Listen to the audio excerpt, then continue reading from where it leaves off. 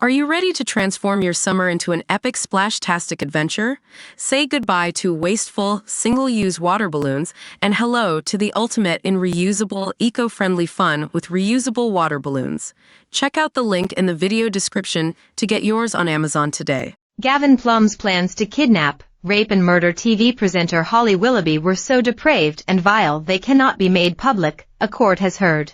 Plumb, 37, was snared after a U.S. undercover police officer infiltrated an online group called Abduct Lovers and became so concerned about Plumb's posts that evidence was passed to the FBI. U.S. law enforcement in turn contacted police in the U.K., and when Essex police officers raided Plumb's flat in Harlow they found bottles of chloroform and an abduction kit complete with cable ties. Plumb wept after jurors unanimously convicted him of soliciting murder and inciting rape and kidnap following an earlier trial at Chelmsford Crown Court last week. He is today being sentenced at the same court which heard his plans were so depraved and vile that they were not reported by the media. Turning to the offending of the 37-year-old, Alison Morgan Casey said, "My lord knows of the extreme and gratuitous degradation of the victim that was planned by this defendant. Degradation that was so depraved and vile that they were, by agreement, not reported in detail by representatives of the media." Ms. Morgan Casey said the case had a catastrophic impact on Holly Willoughby and had been life-changing for the victim,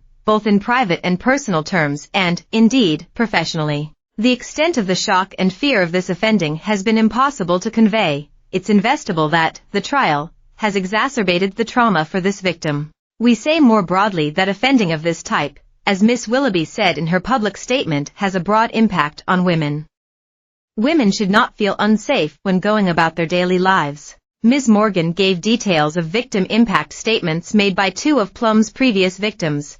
Although she conceded they didn't have a direct bearing on the offenses the defendant was being sentenced for today. The first was from one of the air stewardesses who Plumb attempted to kidnap in 2006, although the prosecutor said she wasn't naming her. She felt extremely vulnerable. She was crying. She burst into tears. She then recalls how she felt having been told that as a result of that offense the defendant receiving a suspended sentence. She then realized that this defendant would be able to know where she was. To find her potentially.